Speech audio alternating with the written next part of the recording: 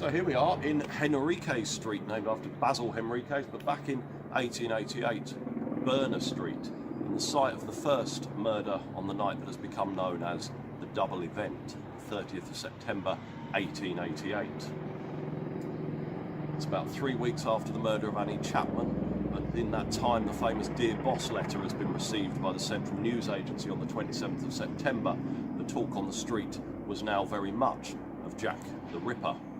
And it remains controversial to this day, but he may well have struck next at about 1 AM here in Berner Street, or specifically in Duckfield's Yard, a passageway leading off to the back of the Jewish International Working Men's Educational Club, passageway which would have passed what is now the car park of this Harry Gosling Primary School. At 1 AM, a man named Louis Diemschutz was riding, or driving, should I say, his horse and cart down Berner Street and tried to turn into the yard.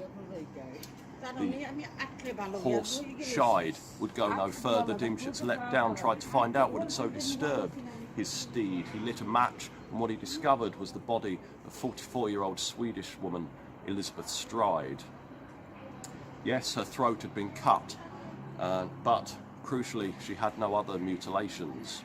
To say remains controversial to this day, but the theory goes that if she was indeed murdered by the Ripper, he had been disturbed by the sound of Diemschutz's horse and run off into the night before he could complete what he had set out to do. If so, maybe he was going to look for another opportunity, and if that is indeed true, he was not to have long to wait. So at the same time that Elizabeth Stride's body was being discovered back on Duckfield's Yard off of Berner Street, a woman called Catherine Eddows was being released from police custody at the City Police Station in Bishopsgate. She'd been picked up on Aldgate High Street the previous evening for being drunk and disorderly. And at 1 AM she was released. Unfortunately for her, she'd been picked up just over the border into City Police territory.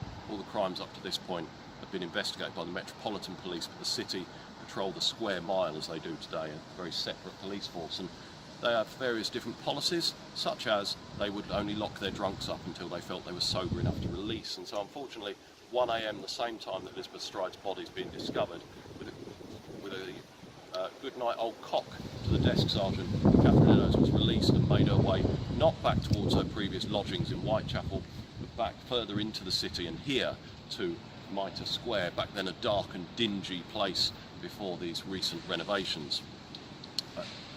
Just after 1:30 AM, a policeman looked into the square. At 1:44 he returned. In that time, no one, including a sleeping off-duty policeman and his family on this side, the night watchman of the Keeley and Tong warehouse over on the other side of the square, no one had heard anything. But in those 14 minutes since he'd last looked into the empty square, the Ripper had been committed what was at the time its most gruesome murder again, and left without a trace. Without a trace, that is, of course, apart from the body of Catherine Eddows here in the square. Yes, her abdomen cut open, her throat cut, her intestines placed over her shoulder, in this case her uterus and her left kidney missing.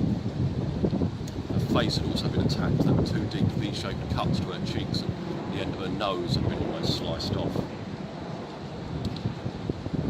What did the Ripper kill twice that night? Was this the double event that had been promised in a recent piece of alleged Ripper correspondence? As I said, in Duckfield's Yard, Henrique Street as it is now, former Berner Street, remains controversial to this day.